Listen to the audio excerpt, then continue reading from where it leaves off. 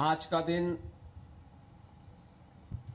जनपद गौतम बुद्ध नगर जनपद की दृष्टि से अत्यंत महत्वपूर्ण दिन है।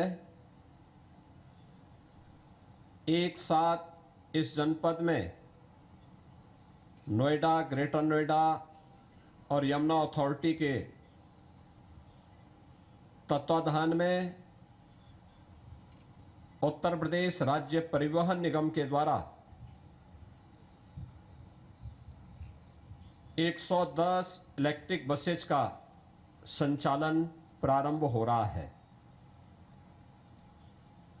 मैं सबसे पहले इस सेवा के लिए गौतम बुद्ध नगर जनपद वासियों को, वहां के जनप्रतिनिधियों को हृदय से मैं बधाई देता हूं, अपनी शुभकामनाएं देता हूं।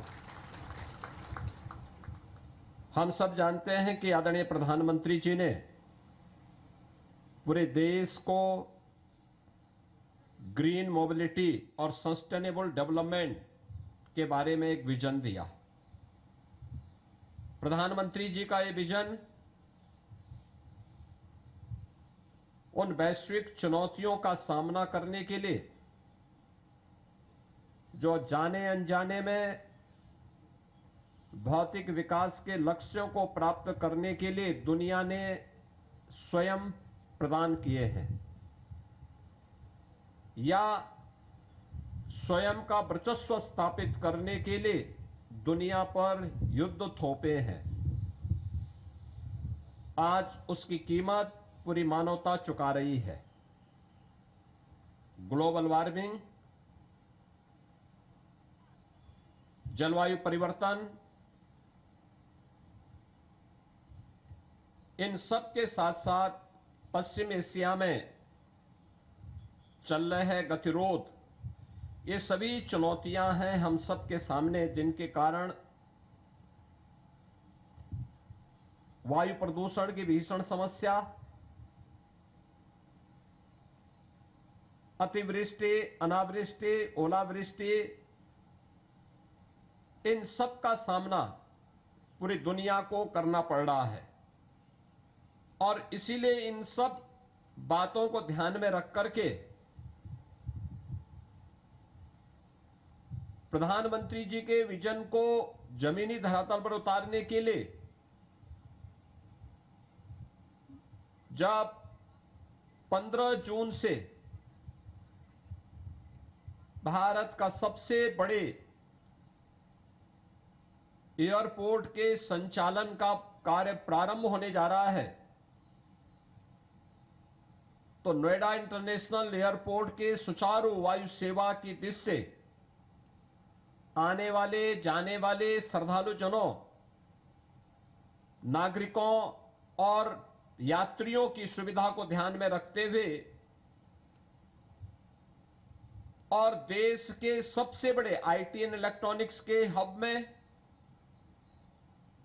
नेट जीरो के लक्ष्य को प्राप्त किया जा सके, इस दिशा में यह प्रयास तीनों अथॉरिटी ने मिलकर के उत्तर प्रदेश परिवहन निगम के माध्यम से प्रारंभ किया है।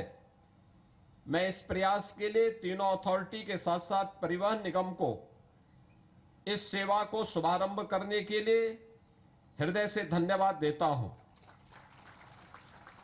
आज आप जानते हैं कि नोएडा, ग्रेटर नोएडा और यमुना अथॉरिटी या IT, electronics, data centre, startups, semiconductor और अन्य औद्योगिक गतिविधियों के देश के अंदर एक बड़े केंद्र के रूप में उभरा है।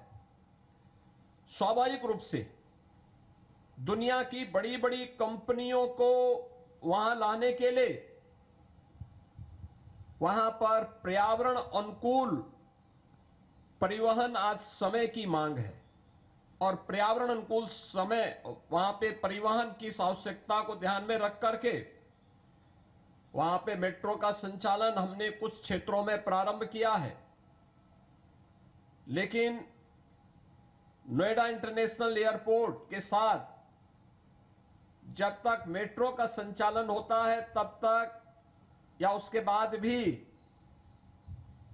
लास्ट माइल कनेक्टिविटी की दृष्टि से इलेक्ट्रिक बस का संचालन एक महत्वपूर्ण मील का पत्थर साबित होने जा रहा है और 110 बसेज का इलेक्ट्रिक बसेज का संचालन 15 जून तक ये इन तीनों अथॉरिटी के द्वारा प्रारंभ होगा और धीरे धीरे इसकी मांग के अनुरूप इसमें बढ़ोतरी करके 500 इलेक्ट्रिक बसेस का संचालन अकेले इन तीनों अथॉरिटी के माध्यम से गौतम बुद्ध नगर जनपद के अंदर करने के एक बड़े लक्ष्य को लेकर के हम आगे बढ़े हैं।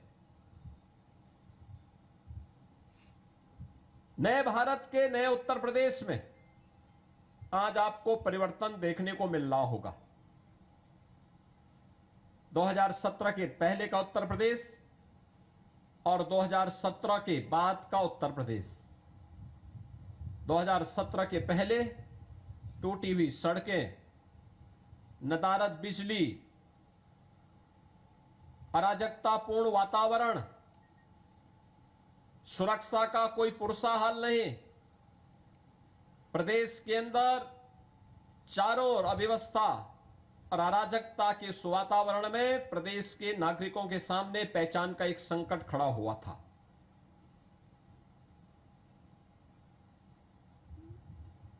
तब निवेश की बात उत्तर प्रदेश के लिए अपने आप में एक दिवा स्वप्न था। 2017 के बाद का Uttar Pradesh world class road connectivity के लिए, एयर कनेक्टिविटी के लिए जाना जाता है। आज आप देख रहे होंगे देश के अंदर सबसे अच्छा रोड नेटवर्क इस समय उत्तर प्रदेश के पास है।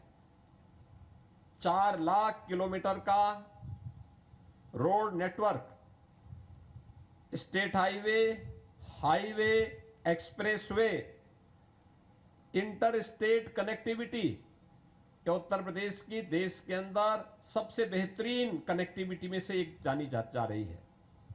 ये परिवर्तन 9 वर्ष के अंदर डबल इंजन की सरकार ने किया। आज यूपी जो अपनी बदहाल सड़कों के लिए 9 वर्ष पहले जाना जाता था, आज वह एक्सप्रेस वे के रूप में अपनी पहचान बनाया है। जो भी व्यक्ति गंगा एक्सप्रेस वे से चल रहा है, मेरठ से प्रयागराज के बीच गंगा एक्सप्रेसवे, हम लोगों ने 2019 के प्रयागराज कुंभ में इसकी घोषणा की थी, कैबिनेट ने इसकी घोषणा की थी। आज जो भी इस एक्सप्रेसवे से चलता है, एक बार उसको एहसास होता है कि क्या ये वही उत्तर प्रदेश है जिस उत्तर प्रदेश में पहले सड़क और गड्ढे का पता नहीं लगता था।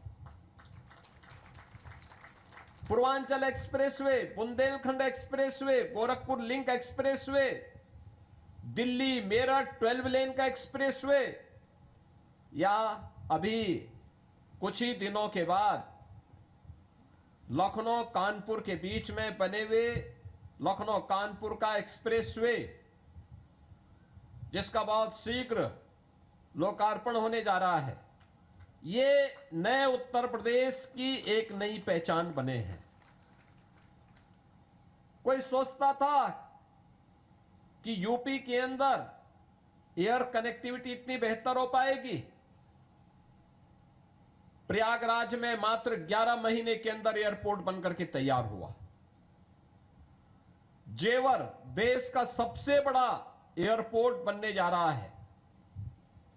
गंगा एक्सप्रेसवे देश के सबसे बड़े एक्सप्रेसवे में से जाना जा रहा है और 5 इंटरनेशनल एयरपोर्ट के साथ। आप सोचो ना, कभी त्रेता युग में भगवान श्री राम पुष्पक विमान से अयोध्या आए होंगे, लेकिन इसके बाद कभी अयोध्या वासियों को वायु सेवा प्राप्त नहीं हो पाई होगी। हजारों वर्षों तक अयोध्या उपेक्षित थी। आजादी के बाद भी लगातार अपमानित थी। आज अयोध्या में इंटरनेशनल एयरपोर्ट बन करके तैयार है और महर्षि वाल्मीकि को समर्पित एयरपोर्ट आज अयोध्या में संचालित हो रहा है। लखनऊ में इंटरनेशनल एयरपोर्ट, काशी में इंटरनेशनल एयरपोर्ट, कुशीनगर में इंटरनेशनल एयरपोर्ट और नोएडा, जो जेवर में नोएडा इंटरनेशनल एयरपोर्ट है, ये अपने आप में न केवल पैसेंजर के लिए बल्कि कार्गो का भी एक बहुत बड़े हब के रूप में और एमआरओ के एक हब के रूप में अपने आप को स्थापित करने जा रहा है। यानी ये उत्तर प्रदेश के अंदर 7 सिटी आज के दिन पर यूपी के पास ऐसी है, 20 में से 7 सिटी, देश के अंदर 20 सिटी और उत्तर प्रदेश में उसमें 7 ऐसी हैं जिसमें पब्लिक ट्रांसपोर्ट की बेहतरीन सेवा, मेट्रो का संचालन उत्तर प्रदेश के अंदर हो रहा है। यह आज की आवश्यकता है। उत्तर प्रदेश में 17 म्युनिसिपल कॉरपोरेशन में हम लोग आज के दिन पर 700 से अधिक इलेक्ट्रिक बसेज का संचालन कर रहे हैं। गौतम बुद्ध नगर जनपद इससे वंचित था और अब सरकार ने तय किया है कि वहां पर भी हम आज इस सुविधा को प्रारंभ करेंगे और 15 जून तक इस बेड़े को 110 तक पहुंचाएंगे। इसके बाद अगर डिमांड होगी तो वहां पे इस बेड़े को हम 500 तक पहुंचाने के एक बड़े लक्ष्य के साथ काम कर रहे हैं। पहले इलेक्ट्रिक बसेज जो बनती थी ये भी हमें बाहर से मंगानी पड़ती थी। अब मुझे बताते हुए प्रसन्नता है कि दो इलेक्ट्रिक बस मैन्युफैक्चरिंग के प्लांट यूपी में स्थापित हो चुके हैं। टाटा मोटर्स ने और अशोका लीलैंड ने, हिंदुजा ग्रुप ने भी लखनऊ में अपना प्लांट स्थापित करके ये सुविधा देनी प्रारंभ की है। आज मेरे लिए और भी प्रसन्नता का क्षण है कि जहां गौतम बुद्ध नगर जनपद में हम लोग इन इलेक्ट्रिक बसेज का संचालन कर रहे हैं, आज यमुना अथॉरिटी में 3 ऐसी अन्य बसेज जो हाइड्रोजन बसेज हैं उनको भी आज वहां संचालित करने जा रहे हैं। 3 ऐसी हाइड्रोजन बसेज जो वहां पर यमुना अथॉरिटी को एनटीपीसी ने उपलब्ध करवाए हैं, जिनमें ग्रीन हाइड्रोजन मोबिलिटी ये आज एक नई अभिनव अवधारणा बन चुकी है। आज ये वहां पर 3 इसका भी संचालन हो रहा है, जिसमें आप आश्चर्य करेंगे कि जो हाइड्रोजन का निर्माण हो रहा है, हाइड्रोजन में यानी जल में 2 पार्ट हाइड्रोजन का होता है, 1 पार्ट ऑक्सीजन का होता है। इसको उससे सेपरेशन की एक प्रक्रिया होती है। उस प्रक्रिया के बाद फिर उसको कंप्रेस्ड करके उसको सिलेंडर में पैकिंग करके फिर उसको हम उपयोग करते हैं। और ये सबसे अच्छी बात यह है कि इसमें जल कौन सा लिया जा रहा है, यानी ग्राउंड वाटर नहीं लिया जा रहा है, सरफेस वाटर भी कोई शुद्ध सरफेस वाटर नहीं लिया जा रहा है। इसमें सीवर का पानी लिया जा रहा है, उसी का ट्रीटमेंट करके फिर उसी से ऑक्सीजन अलग करके, यानी ऑक्सीजन को वायुमंडल में और हाइड्रोजन को कंप्रेस्ड करते हुए सिलेंडर में रखना। और इस पूरी प्रक्रिया को करने के लिए आज यहां पर यह प्रक्रिया वहां पर प्रारंभ हुई है। Hydrogen fuel cell electric buses में वहां पर भर करके फिर उन्हें संचालित करने की कार्रवाई भी आज 3 बसेज हम लोग वहां पर यमुना अथॉरिटी में, जहां पर जेवर एयरपोर्ट बना है, वहीं पर उसको संचालन करने की व्यवस्था कर रहे हैं। मेरा मानना है कि यह वायु प्रदूषण को कम करने, जहरीले वातावरण से समाज को बचाने के लिए, खासतौर पर बच्चों को, बुजुर्ग लोगों को, बीमार लोगों को बचाने में इसकी एक बड़ी भूमिका होगी। आज इन सभी सुविधाओं को आज एक साथ प्रारंभ करते हुए मुझे अत्यंत प्रसन्नता की अनुभूति हो रही है।